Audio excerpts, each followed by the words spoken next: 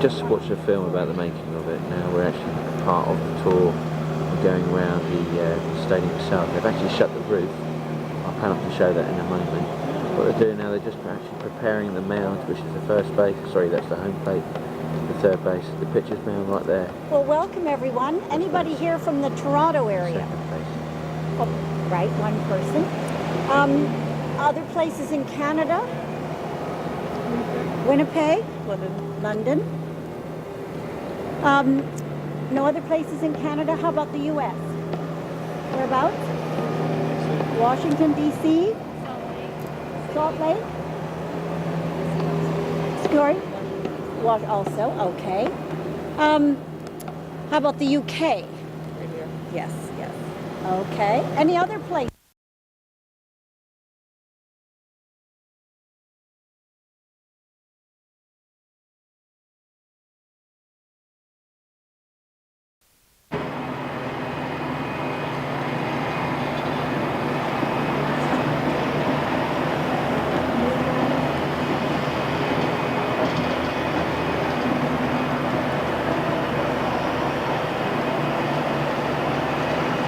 Now looking down on the field from We are here, now in the press box. you can see we're basically looking at a big U or V-shaped baseball park.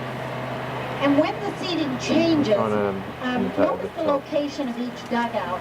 Blue Jays on your left, there's a Pistons on your restaurant right. belongs to a hotel. Before they can even move the seating, they must get rid of each dugout first. As you can see, they're each in an indentation in the seating. Then they clear the turf away in each corner and expose the rest of the tracks. The seating would park right in the center below us. And when that 9,000 seat section on our right slides around on its tracks, it stops where it says 375 on the outfield bench. The 9,000 seat section on your left will do exactly the same thing. Then all of that seating on our right will be facing all of the seating on our left across a long rectangular shaped field much further back at the end. Our Canadian football field is 30 yards longer than the American football field and 15 yards wider, so we need a large area to turf. Look along the We have side, several along the NFL bottom. games here, and because Right, that slap bang in the field is middle of smaller, the we pitch can now. have more seating. It's actually quite tight, so that's We've why also they had do Aussie the, rules football, which is a larger again field than ours, an oval. So make sure the clay is exactly 10 inches above field level, and they're ready to play ball. So all they have to do to get rid of it again is to unbolt it, drain the water underneath, and the whole pitcher's mound just sinks back below the floor. They put a metal cover over the hole, and then they can do anything they need to on top. They can drive over it, turf over it, whatever else they need. That just saves a lot of time. Because we have so many events going on in Skydome, up to 300 events a year, with many days of setting events up and taking them down. It's busy most of the time. So that just is a big time saver. All the windows are shatterproof and a lot have been hit. The longest home runs have been up into the stadium where we couldn't come into them because they're always leased privately. Only the people who lease them can use them. But the 12-seater happens to be available on a per-game basis. There are a couple of 10-seaters that are also available on a per-event basis. Actually, for the first 10 years of Skydome, people had to lease the boxes for 10 years, and they paid between $100,000 and $225,000 a year to do so. As of 3 years ago, or almost 3 years ago, when Skydome turned 10, they now lease from 3 to 5 years, and they're somewhat less. This is in a great location. We're just off first base, perfect for football. Also for concerts or events in Sky Tent, where the tent sort of basically cuts the stadium in half. So if you had a box at the other end, you wouldn't see an event in Sky Tent. We're going to go down to the field. We only have a few minutes before they take us off, so we're going to have a little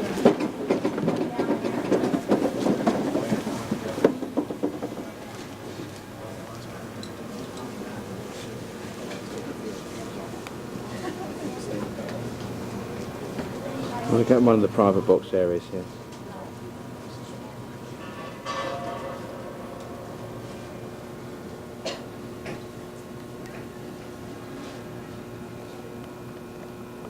pitchers warm up.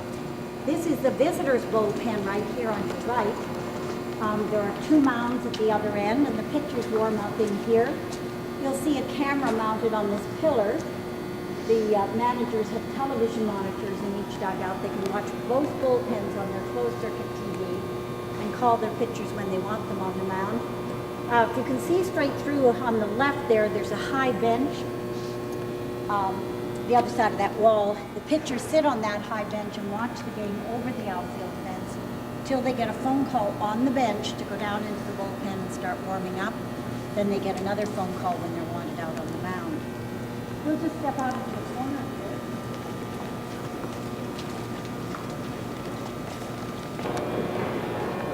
Now we're actually out on the playing surface. It feels quite crisp. Those are the AstroTurf. It does rise above the field.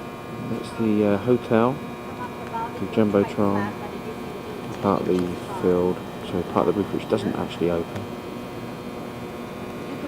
The other side of the restaurant. Inside Skydome and still close the roof. Itself cost $75 million. Actually, state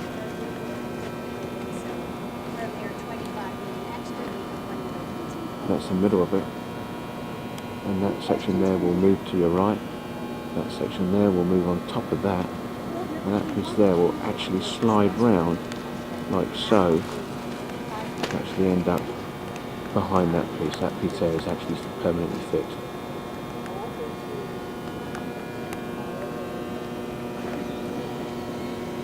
We're going to go and have a wait till this fellow runs by here. Now we are in a changing room. Apparently this is where the Yankees are going to be tonight. Nobody goes on the field. The tours don't go on the field as of 2 o'clock. That's it. And the baseball press box as well. They take over for batting practice.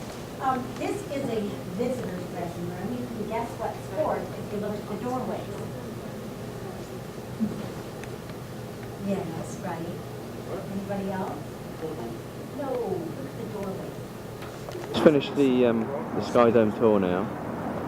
What we're going to do is we're going to head down towards a place called the ACC, which is the Air Canada Centre. That's where they play the hockey games, the Maple Leafs and the Toronto Raptors play their basketball games. So it's all within the shadow of the CN Tower, as we see here.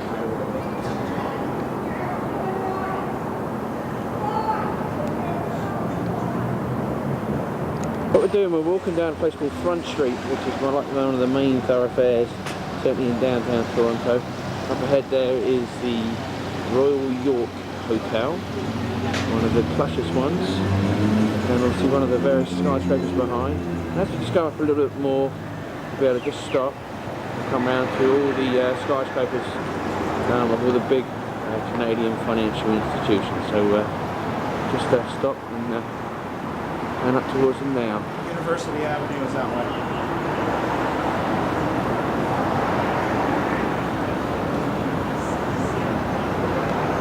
Test out the score clock, as you can see. We're getting ready for tonight.